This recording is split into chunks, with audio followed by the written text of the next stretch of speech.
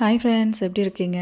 இன்றைக்கி நம்ம சொல்ல போகிற ஒரு விஷயம் நம்மளோட சகோதரி ஒருத்தங்க சொன்ன ஒரு சீக்ரெட்டான ஒரு விஷயங்க. அவங்க இது ரொம்ப நல்ல பவர்ஃபுல்லாக ஒர்க் அவுட் ஆகுது.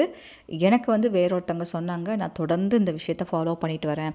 செம சக்ஸஸ்ஃபுல்லாக ஒர்க் அவுட் ஆகுது சிஸ்டர் அப்படிங்கிற மாதிரி சொல்லியிருக்காங்க. ஒரு சீக்ரெட்டான மெத்தட். வீடியோ ஃபுல்லாக பாருங்கள். அப்போ தான் அந்த சீக்ரெட் என்னென்ன அப்படிங்கிறது உங்களுக்கு தெளிவாக தெரியும்.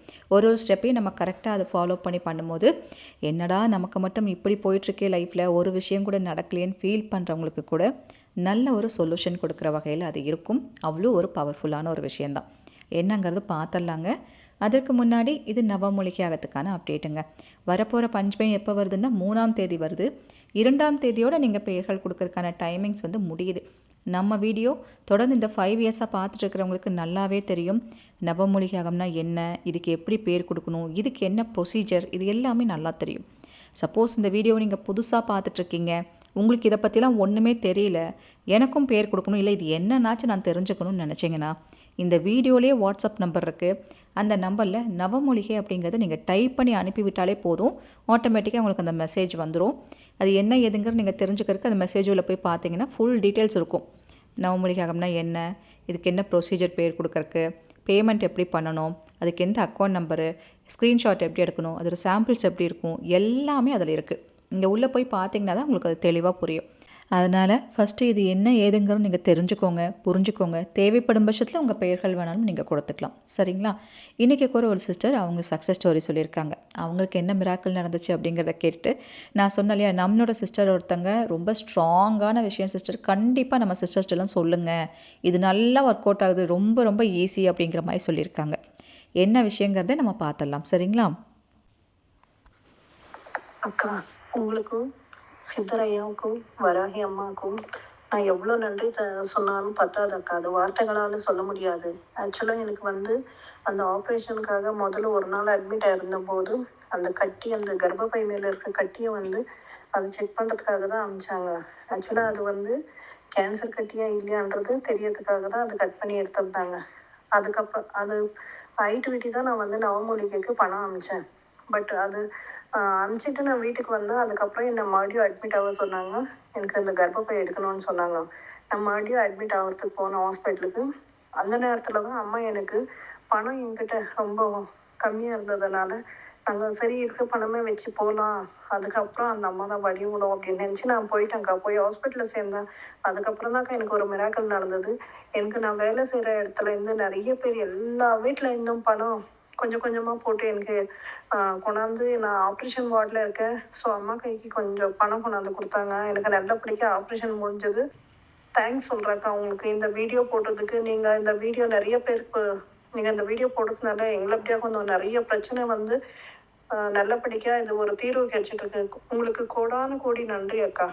நன்றி சகோதரி. எனக்குமே கேட்கும்போது ரொம்ப சந்தோஷமாக இருக்குது. அவங்க ஹெல்த் இஷ்யூஸ் நல்லபடியாக சரியாகி அவங்க இன்னும் சூப்பராக நல்லா ஆரோக்கியமாக வரணும். இப்போவே அம்மா நான் அவங்கள காப்பாற்றி விட்டுருக்காங்கன்னு தான் சொல்லணும். ரொம்ப இக்கட்டான சூழ்நிலையிலேருந்து அவங்க வெளியே வந்திருக்காங்க நிஜமாக. அதனால் அவங்களுக்காக வேண்டி நம்ம எல்லாரும் பிரார்த்தனை பண்ணிக்கலாம். வராகி அன்னைக்கு நன்றிகளை சொல்லுங்கம்மா. வராகமூர்த்தி சித்தரையாவுக்கு நன்றிகளை சொல்லுங்கள். அது போதும். இன்றைக்கி நம்ம சொல்ல வேண்டிய விஷயம் நான் சொன்னேன் இல்லைங்களா, இது நம்ம சிஸ்டர் ஒருத்தவங்க சொன்னாங்க. நம்மளோட குலதெய்வத்தை நினச்சும் நம்மளோட இஷ்ட தெய்வத்தை நினச்சும் இந்த விஷயத்தை செய்யணும் சிஸ்டர், இது சூப்பராக ஒர்க் அவுட் ஆகுது, வாரத்தில் ஒரு நாள் வியாழக்கிழமை அன்னைக்கு செய்யணும்னு சொன்னாங்க. அதனால தான் நான் இன்றைக்கி இந்த பதிவு கொடுத்துருக்கேன். இன்றைக்கி பார்த்தோன்னே நீங்கள் செய்வீங்க. இதை காலையில் நேரமும் பண்ணலாம், நைட்டு அதாவது ஈவினிங் நேரம் 6:30க்கு அப்புறம் கூட நீங்கள் பண்ணலாம் அப்படிங்கிற மாதிரி இருக்குது. ஒன்றும் இல்லைங்க. இப்போ நம்ம ஏதாவது முக்கியமான விஷயம் ஒரு விஷயத்துக்கு ட்ரை பண்ணிகிட்டே இருப்போம். அது ஏதாவது ஒரு வகையில் ஒரு தடங்கலாகி நின்றுட்டே இருக்கும். இல்லை எப்படியாவது அது ஸ்டாப் ஆகிடும். இல்லை நமக்கே அது செய்யறதுக்கான ஒரு எண்ணம் வராது. செய்யலான்னு அவ்வளோ முயற்சி பண்ணோம், ஆனால் என்னென்னு தெரியல, எனக்கே அது தோண மாட்டேங்குது, அப்புறம் பார்த்துக்கலான்னு விட்டுட்டேன். இப்படியெல்லாம் நம்மளே விட்டுருவோம் இல்லையா? அப்படியெல்லாம் ஏதாவது உங்களுக்கு நடக்காமல் இருக்குது, ரொம்ப டிலே ஆகுது, தடுத்து விடுறாங்க, இப்படிலாம் நீங்கள் யோசிச்சிங்கன்னா இப்போ நான் சொல்கிற விஷயத்த கண்டிப்பாக பண்ணுங்கள். மறுபடியும் சொல்கிறேன், உங்கள் குலதெய்வம் யாரோ அந்த குலதெய்வத்தை நினச்சும் உங்களோட இஷ்ட தெய்வத்தை நினச்சும் இந்த விஷயத்தை நம்ம பண்ணணும். இதுக்கு ஒரு சில பொருளெல்லாம் வேணும். அந்த ஒரு சில பொருளெல்லாம் மட்டும் எடுத்து வச்சுட்டு கரெக்டாக பண்ணிங்கனாலே போதும். இதை நீங்கள் என்ன பண்ணணுன்னா, ஒரு கலசம் வைக்கிறது போல், அதாவது தேங்காய் எடுத்து நம்ம கலசம் வைப்போம் இல்லைங்களா, அந்த மாதிரி குலதெய்வத்தை நினச்சி ஒரு கலசம் வைக்கணும் வீட்டில். நீங்கள் வீட்டில் செம்பு ஏதாவது இருக்குது, பித்தளை செம்பு இல்லை சில்வர் செம்போ ஏதாவது ஒரு சொம்பு இருக்குதுன்னா அந்த சொம்பு எடுத்துக்கோங்க. அதை எடுத்துகிட்டு நீங்கள் என்னென்னா, கலசம் வைக்கிறனாலே நம்ம முக்கியமான விஷயங்களுக்கு தான் கலசம் வைப்போம். அப்போ கலசம் வைக்கும்போது நம்ம சுத்தமாக தான் வைக்கணும். நீங்கள் நல்லா மனசார வேண்டிக்கோங்க, எந்த விஷயம் உங்களுக்கு சரியாகணுமோ. இது வந்து 3 நாளில் உங்களுக்கு ரிசல்ட்டு காமிக்குமா. வியாழன், வெள்ளி, சனி அந்த 3 நாளுக்குள்ளே நீங்கள் கேட்குற எந்த விஷயமா இருந்தாலும் அதுக்கு ஒரு ரிசல்ட்டு கொடுத்துரும்.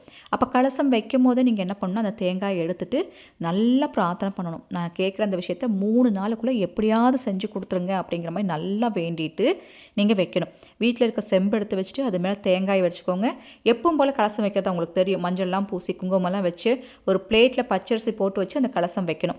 தண்ணீர் கலசம் வந்தால் தண்ணீர் கலசம் வைங்க. அதில் போடுற ஒரு 5 பொருட்கள் ஏலக்காய், கிராம்பு இதெல்லாம் போட்டு வாசனை திரவியம் எல்லாம் போட்டு வைக்கலாம். நீங்கள் இல்லை அரிசி கலசம் வைக்கிறதா இருந்தால் உள்ள பச்சரிசி 3/4 வாசிக்கு நிறச்சிட்டு நீங்கள் அதில் போடுற கோமதி சக்கரம், காசு, மங்களகரமான பொருட்கள், ஏலக்காய், கிராம்பு இதெல்லாம் போட்டுட்டு நீங்கள் அப்படி வைக்கலாம். இப்படி வச்சு கலசம் வச்சுக்கோங்க. நான் மறுபடியும் சொல்கிறேன், இது வைக்கிறதுனா காலையில் நேரம் வைக்கலாம். வியாழக்கிழமை அன்னைக்கு விட்டவங்க வியாழக்கிழமை அன்னைக்கு ஈவினிங் வைக்கலாம். விளக்கு வைக்கும்போது நீங்கள் வைக்கலாம். இப்படி வச்சுட்டு ஒரு 5 எலுமிச்சம்பழம் எடுத்து வச்சுக்கணும். சரிங்களா? என்ன காரணத்துக்காக வேண்டி நடக்கணுமோ அது நல்லா வேண்டி சுவாமி ரூமில் கொண்டே அந்த கலசத்தை வச்சுருங்க.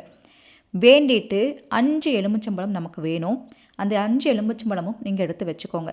சரிங்களா? இந்த 5 எலுமிச்சங்கனியும் எதுக்குன்னா கலசம் வைக்கிறது முடிஞ்சாச்சு. இப்போது அன்னைக்கு நைட்டே, இப்போ இன்றைக்கி நைட்டே வியாழக்கிழமை இன்றைக்கி வச்சுட்டிங்க, இன்றைக்கி நைட்டே இந்த 5 எலுமிச்சம்பழத்துலேயும் ஒரு வார்த்தை இருக்குங்க. 5 வார்த்தை இருக்குது. அது ஒரு கனிலையும் அந்த வார்த்தைகளை நீங்கள் எழுதி வைக்கணும். 2 எழுத்து வார்த்தை அது. ஒரு எலுமிச்சம்பழத்துலேயும் அந்த வார்த்தைகளை நீங்கள் எழுதி வைக்கணும். எந்த கலரில் எழுதி வைக்கணும்னா பிளாக் பென்னில் எழுதி வைக்கணும். கருப்பு பென்னில் நீங்கள் எழுதி வைக்கணும். வேறு கலர்லாம் யூஸ் பண்ணவே கூடாது இதுக்கு. அதையும் ஞாபகத்தில் வச்சுக்கோங்க. அந்த 5 வார்த்தை என்னங்கிறது இப்போ உங்களுக்கு காமிச்சிருக்கேன். ட்ரீ, யட், கிர், மரு, கசி. சரிங்களா? இந்த 5 வார்த்தை இருக்குது. ஒன்றும் 2 எழுத்து கொண்டது. இது ஒரு கனிலையும் நம்ம எழுதி வைக்கணும். 5ஐயுமே கனியில் எழுதக்கூடாதுங்க. மறுபடியும் சொல்கிறேன், ஒரு வார்த்தைகளையும் ஒரு கனியில் எழுதணும். 5 எலுமிச்சம்பழத்துக்கு ஒரு வார்த்தையை எழுதி வச்சுருங்க. இப்போ என்ன பண்ணணுன்னா இந்த 5 கனியையும் உங்கள் வலது கையால் எடுத்து உங்கள் தலையை சுற்றணும். சரிங்களா? உங்கள் தலையை வலப்பக்கம் 3 வாட்டி, இடப்பக்கம் 3 வாட்டி சுற்றி அந்த கனியை எடுத்து வச்சிடணும். அவ்வளோதான். இது 5 கனியையும் பண்ணணும். 5 கனிலேயே அந்த வார்த்தைகள் நம்ம எழுதியிருக்கோம். ஒரு கனியாக எடுத்து வலப்பக்கம் 3 வாட்டி, இடப்பக்கம் 3 வாட்டி சுற்றி அந்த கனியை எடுத்து வச்சுருங்க. 5 கனியையும் இப்படி எடுத்து வச்சிடணும். எடுத்து வச்சுட்டு அதை அப்படியே கையோடு நசுக்கிடணும். சரிங்களா? அதை வந்து சில பேர் காலில் போட்டு நசுக்குவாங்க. நீங்கள் காலெல்லாம் போட்டு இதை நசுக்கக்கூடாது. நீங்கள் இந்த ஏதாவது சுத்தியல் மாதிரி இருக்குது, இல்லைன்னா உங்களுக்கு ஏதாவது தேங்காய் தொட்டி மாதிரி இருந்தால் கூட அதை வச்சு நசுங்கிடுங்க. இல்லைன்னா நீங்கள் இஞ்சி பூண்டெல்லாம் தட்டுறக்கு ஏதாவது கல் மாதிரி வச்சுருப்பீங்கள்ல, அது மாதிரி இருந்தால் கூட அதை வச்சு நசுக்கிடுங்க. நல்லா நசுக்கிடணும். அதையே நசுக்கி ஒரு கவரில் போட்டு அன்றைக்கி நைட்டே கொண்டு போய் வீசிடுங்க. வீச முடியாதவங்க நீங்கள் அடுத்த நாள் கூட கொண்டு போய் வீசிடலாம். கொண்டு போய் வீசிட்டு வந்துடணும். கால் படாத இடத்துல கொண்டு போய் வீசிட்டு வந்துடணும்.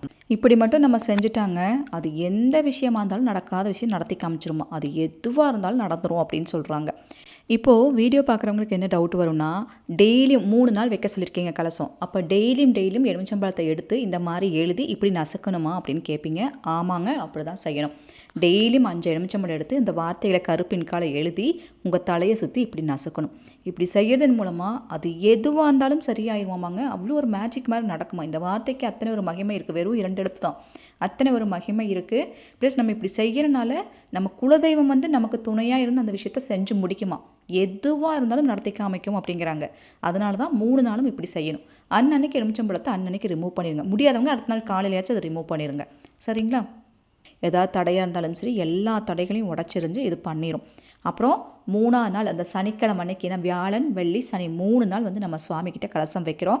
3ஆம் நாள் அன்னைக்கு அந்த கலசத்தை பிரிச்சுருங்க. தண்ணியை வீடெல்லாம் தெளித்து விட்டுட்டு செடிகளுக்கு ஊற்றிடுங்க. அந்த தேங்காயை நீங்கள் சமையலுக்கு யூஸ் பண்ணிக்கலாம். ஏதாவது இனிப்பு செஞ்சுக்கோங்க. அவ்வளோதான் இந்த முறை. இப்படி நீங்கள் செய்கிறனால வாரம் ஒரு வாட்டி இதை வியாழக்கிழமை நம்ம இப்படி செய்கிறனால ஒரு விஷயமா நடக்குமா. நீங்கள் எதெல்லாம் கேட்குறீங்களோ அந்த 3 நாளுமே உங்களுக்கு நடந்துருமா. இதை வந்து பக்தியோட, நம்பிக்கையோட, குலதெய்வத்தை நினச்சி பண்ண சொல்லுங்கள் சிஸ்டர். சூப்பராக ஒர்க் அவுட் ஆகும். நான் நிறைய விஷயத்துக்கு ட்ரை பண்ணியிருக்கேன். அவங்க ரொம்ப ஆசையாக உங்களுக்கெல்லாம் நல்லது நடக்கணுமே நம்பிக்கையோடு அவங்க சொல்லியிருக்காங்க. நீங்கள் அதை நம்பிக்கையோடு செய்யணும். அவ்வளோதான். சரிங்களா? ரொம்ப ஈஸியான மெத்தட் தான். அதனால் கண்டிப்பாக அதை செஞ்சு பாருங்கள். அந்த சிஸ்டருக்கும் ஒரு நன்றிகளை நம்ம சொல்லிக்கலாம். ஐ திங்க் நான் சொன்ன இன்ஃபர்மேஷன் உங்களுக்கு புதுசாக இருக்குது, யூஸ்ஃபுல்லாக இருக்குன்னா கண்டிப்பாக ஒரு லைக் கொடுங்க. உங்கள் ஃப்ரெண்ட்ஸுக்கும் ஷேர் பண்ணுங்கள். இது போல் பல இன்ஃபர்மேஷன் சொல்கிறதுக்கு நான் காத்துட்டே இருக்கேன். உங்கள் அன்பு தோழி ராஜி. Thank you so much.